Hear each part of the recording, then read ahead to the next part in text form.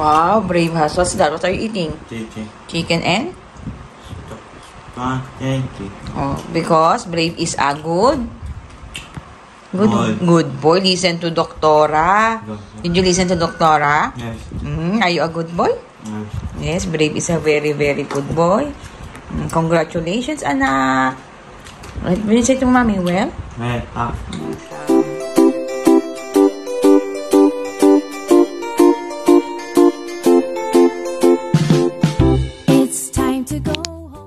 Hello mga ka-awesome viewers! Today is September 11, Wednesday. So, this is the time of the year na pumupunta kami kay Doktora Aguila, yung developmental pediatrician ni Brave. So, hindi siya yung unang developmental pediatrician. Parang naging pangatlo. Ang pinakauna namin is si Doktora Kilindrino na nahanap namin siya sa PGH pero ang chinek niya kami sa may Perpetual Succor sa harap ng UST, kaya lang napakalayo. From Cavite, nag-travel kami papunta sa kanya, kaya naghanap ako ng dito sa sa Cavite. So, kaya nasabi kong pangatlo kasi yung pangalawa ni Brave, hindi ko na maalala kung sino, basta sa Pangasinan kasi nga tumira si Brave sa Pangasinan. And then, pangatlong niya na talaga si Dr. Aguila. So, ever since, ilang years na rin Dr. Aguila na siya. So, yun, i-share ko ulit sa inyo yung progress ni Brave. Actually, parang ito yung masasabi ko, isa sa parang pinakamasayang check-up ni Brave. Kasi, although every check-up naman niya, may progress, may improvement siya. Pero ito talaga yung parang masasabi ko na hindi ko makakalimutan. Parang ito yung yung narinig ko, yung parang gusto kong marinig kay Doktora. Yun. So, as usual, bawal tayong mag-video. Pero, tuwing pasok namin sa room ni Doktora, ang unang tanong niya, ano na ang plano nyo para sa bata, kay Brave, ganyan. Although si Doktora, alam niya lahat ng plano namin. So, kayo hindi nyo pa alam. Hindi ko sinasabi sa inyo kung ano yung plano namin kay Brave. Pero kay Doktora, alam niya. So, yung plano namin kay Brave, medyo susugal kami. Pero, dahil nga si Doktora is, nakilala na din si Brave, binigyan kami ng maraming tips na kung paano namin ma-achieve yung mga plano namin para kay Brave. Pero ito, i-share ko sa inyo yung, niya, latest check-up niya. Wait lang. So, naka-ano na rin kami. Tawag dito. Naka 1 month na rin kami. Galing sa, sa New Zealand. Nakapag-adjust na yung mga katawan namin. Kasi grabe, nung first 2 weeks namin, actually, mga 3 weeks. First 3 weeks namin dito, alam mo, aga namin nagigising talaga, lalo na si Brave. Ako nga, may time pa nga na, nagigising ako alas 3, alas 6 na makakatulog. Naaga din naman kasi namin natutulog, mga 7 o'clock. Umaakit na kami para, matulog. Oo, kasi yung katawan namin, naka-adapt pa sa New Zealand, 4 hours ang, doon, advance sila. Kaya, yun, ang kami natutulog dito, agad din na kami nagigising. Going back sa ating topic, na, wait lang, ito. So, ito talaga, nakakatuwa. Kasi, yan. Kung makikita nyo, wala nang laman to. Kasi ever since, ito lang ang nilalagyan ni Doktora. So, yan, meron na siyang mga ayan na, nagkalaman na. Yung kanyang, academic competencies. Dati walang laman talaga to, guys. So, ang pinagawa kanina ni Doktora sa kanya, siya, simple addition and subtraction. Okay naman. And then, may IQ test. Ang napansin ko sa kanya sa IQ, nung una, nagpo-focus pa siya. May mga tama't maling sagot siya. Kaya lang, parang nagmamadali na siya, hindi niya na ina-analyze. Yun ang kay Brave. Isa sa mga problema namin kay Brave, pag nagmamadaling sagutin, hindi niya pinaprocess. Kahit sa pagbabasa, kahit nakita niya na kailangan niya i-pronounce itong syllable na to, dahil nagmamadali siya, nilalagtawan niya. May ganun talaga siya. Pero naman, in fairness, fair naman yung mga sagot niya kahit papano. Yan, so lahat may laman na, pero ang grade, niya, nasa 6 to 7 years old. Yun talaga, pero at least may laman na kaysa ilang taon na. Kasi si Brave is, turning 13 na. So, At least nagkalaman. And then, nakakapagbasa na rin siya ng mga single words. Actually, selective pa rin si Brave sa, sa pagbabasa. Pero ang laki na in-improve niya kay, kay Orton Gillingham niya. Sobrang laki ng in-improve niya talaga. Kasi kahit pa paano nagbabasa na din siya sa, using sounds. Kaya lang minsan, ewan ko ba itong batang to, hindi talaga niya trip magbasa. As in, siya, kung ano lang yung gusto niya, napipilitan lang siya kasi routine niyang maging masunurin, yung ganun, dahil alam niya magagalit kapag di niya ako sinunod. Pero hanggat ayaw niya magbasa.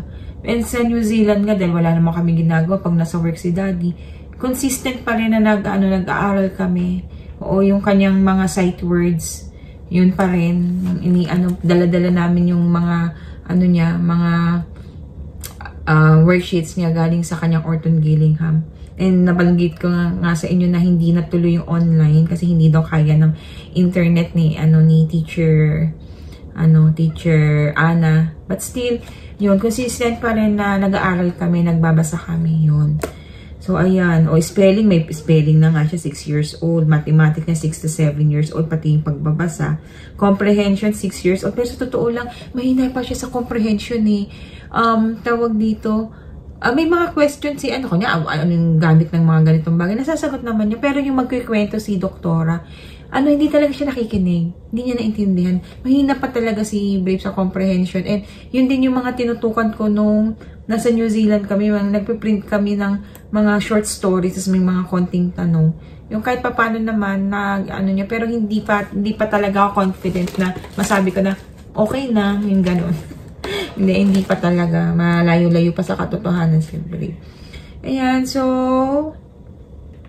yan, mga ni Brave, kung pa rin, limited vocabulary, yan, 2 to 3 word phrases, very group, grapho, ang ganda kasi ng sulat ni, ni Dr. Aguila, sobrang ganda, hindi ko mabasa.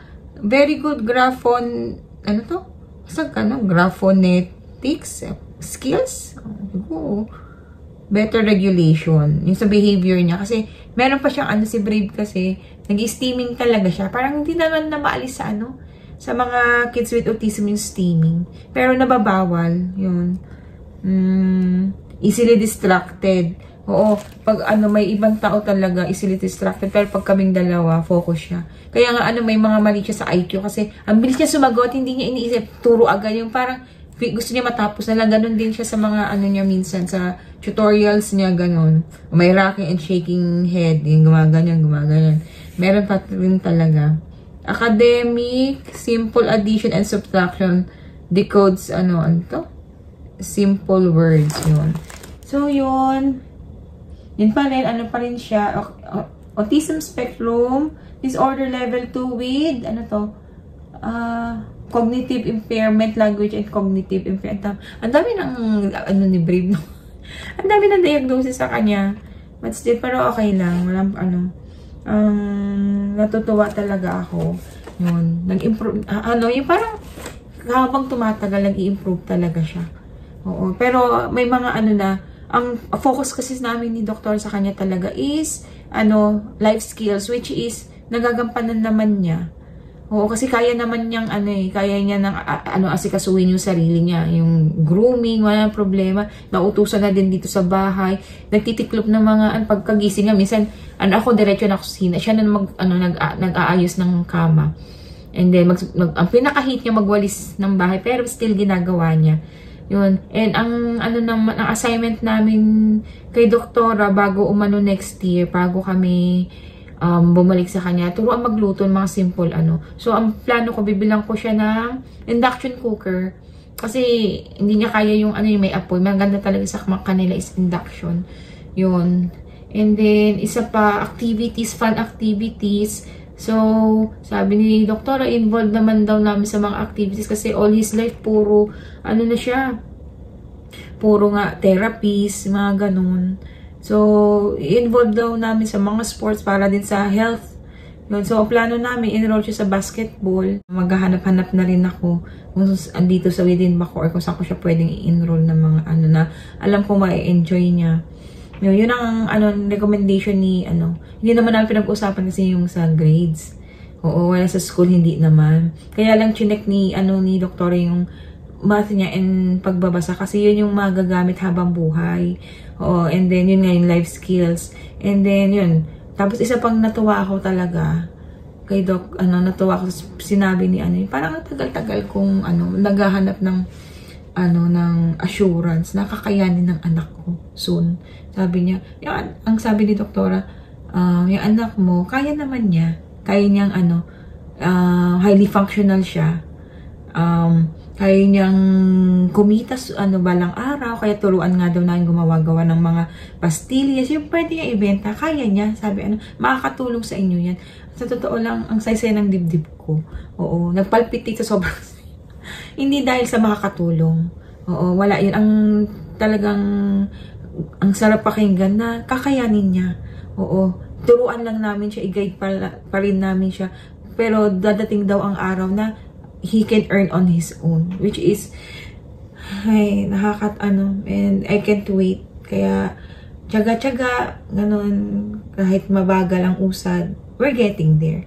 Still thankful ako na hindi nasasayang yung mga sakripisyo namin para kay Brave kasi may napupuntahan. Yun lang naman ang gusto namin yung kayanin niya yung yung mundong tumamuhay dito. Andito man kami o wala. Yun kasi every every parent naman na may ng mga bata may special needs. Isa sa kinatatakutan talaga. Actually, kinatatakutan natin is yung maiwan natin sila dito kasi syempre paano sila, sino mag-asikaso, mga ganun, sino magmamahal sa kanila, baka abusuin sila, mga ganun, na kakayanin ba niya na wala ako. Yun ang kinatatakutan natin pero syempre alam naman natin na hindi tayo pwedeng mabuhay habang buhay. Kaya ang laging prayers ko is kung talagang mawawala na kami ng daddy niya at mag-iisa siya dito sa buhay na ito, nakakaiyak. Naiyak ako. Ang prayers ko lagi para kay Brave is, sana pag dumating araw na, kukunin na kami, sana kaya niya na, yung handa na siya. Oo, yung na siya, okay na, yung parang, yung parang malilet go ko na siya. And, yun, saka sana, mapalibutan siya ng mabubuting tao. Oo, kaya sa totoo lang, I'm always choosing to be kind sa mga tao sa paligid namin kasi gusto kong bumalik lahat yun sa anak ko. Oo. Pag nawala na kami, sana andyan yung mga taong totoong magmamahal sa kanya, magmamalasakit, yun. Yun ang lagi kong prayer. Hindi ko na, hinahangad na umabot ako ng 2,000 years old. Hindi naman pwede sabihin, hindi ko naman kayang sabihin na mauna na lang yung anak ko. Hindi ko kaya, hindi ko talaga kaya yun. Magsabay kami, pwede pa. Sama ko na lang. Kaya lang, napaka-selfish ko naman. Kabagay na yun. Kaya ang gusto ko lang, mamuhay yung anak ko ng maayos. Yun. And masaya. And napapaligiran ng mga taong magmamahal sa kanya. Okay na sa akin yun. So, yun lang guys. So, masaya ako sa na to. Ako sa check-up na to. And looking forward kami sa susunod pang check-up niya. Yun. So, sana nagustuhan nyo yung na-share ko sa inyo. So, yearly naman, i-update ko kayo sa ni Brave. So, talagang, na siya, matangkad na siya, napakatangkad na, napakalaki, and very, ganun pa rin, napakabait na bata. Pero, may mga times na, pasaway na siya kasi, it's part of maturity. Pero, still, overall, napakabait na bata talaga, masunurin. Ang authority ko pa rin sa kanya is firm.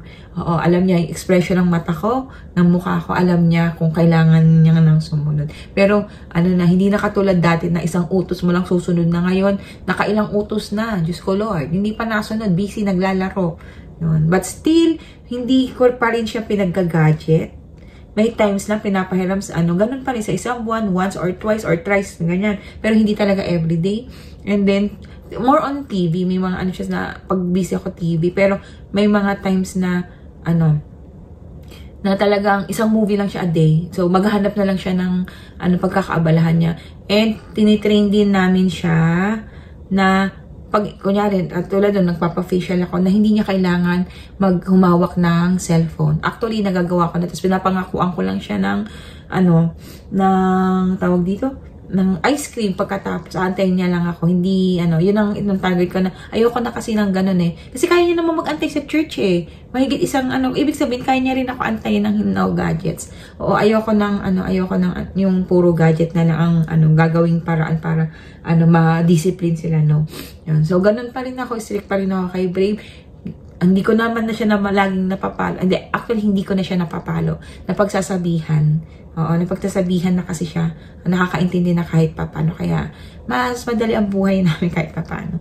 So, yun guys. Sana nagustuhan nyo yung aming vlog for today. And, kung may mga gusto kayo itanong sa akin tungkol kay Brave, willing naman po akong sumagot. Minsan, delayed lang. Kasi nga, mag-isa nga lang ako sa lahat.